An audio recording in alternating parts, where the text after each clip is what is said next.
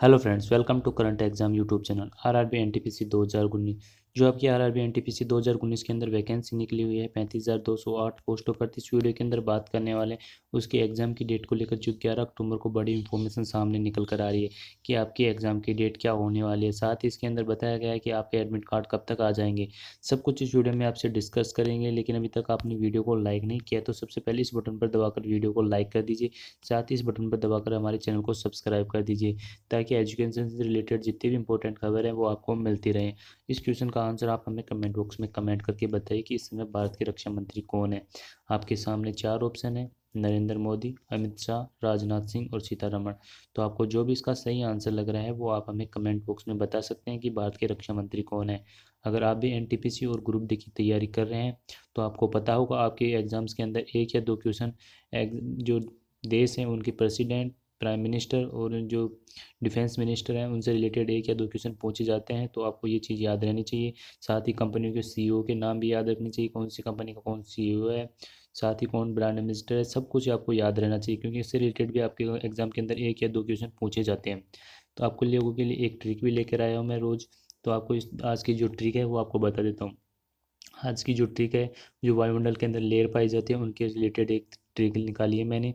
आपको नाम याद रखना है, एक लड़की का नाम याद है, लड़की का नाम से याद रखना है आपको तस्मिन। जी हाँ, TSMIEN। तो आपको ये याद रखना है तस्मिन। अब इससे 5 लेयर कैसे याद रखनी है वो आपको मैं बता देता हूँ। तो आपको इनको इस क्रम में लिख लेना है: TSMIE,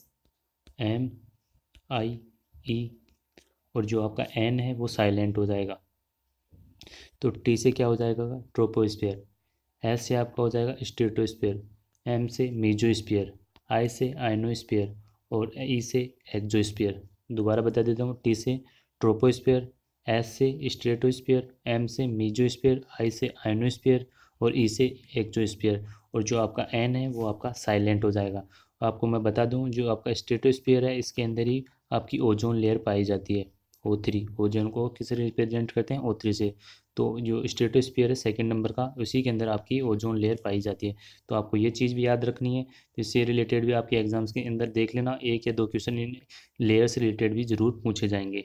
अब बात कर लेते हैं आपके एनटीपीसी एग्जाम की डेट को लेकर, जो आज 11 अक्टूबर 2019 को इन्फॉर्मेशन निकल कर आ रही है उसके बारे में।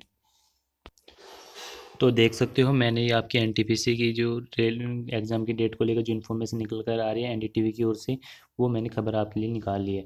इसके अंदर जो बताया जा रहा है वो आपको पढ़ के बता देता हूँ। इसके अंदर ये बताया जा रहा है कि 1.3 करोड़ विद्यार्थियों ने आवेदन किया था और उसके एग्ज़ाम के लिए डेट के लिए जो वेट कर रहे हैं। इसके अंदर जो टोटल नंबर दिया गया है कि इतने विद्यार्थियों ने इसके लिए 1,26,30,885 विद्यार्थियों ने अप्लाई किया था यानी CBT 1 के एग्ज़ाम के लिए।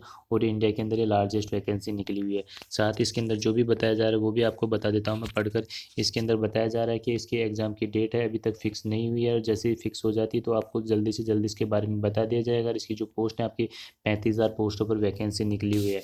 साथ ही इसके अंदर जो बताया जा रहा है कि अभी तक आपका टेंडर है जो फिक्स नहीं हुआ है। जैसे इसका टेंडर फिक्स हो जाएगा वो आपको डिसाइड करके बता देंगे। इसके अंदर अक्टूबर और नवंबर तक तो आपके पॉसिबल नहीं दिख रहा है। अक्टूबर नवंबर तक तो आपके एडमिट कार्ड नहीं आने वाले, और जो इसकी संभावना बताई जा रही है वो दिसंबर में बताई जा रही है।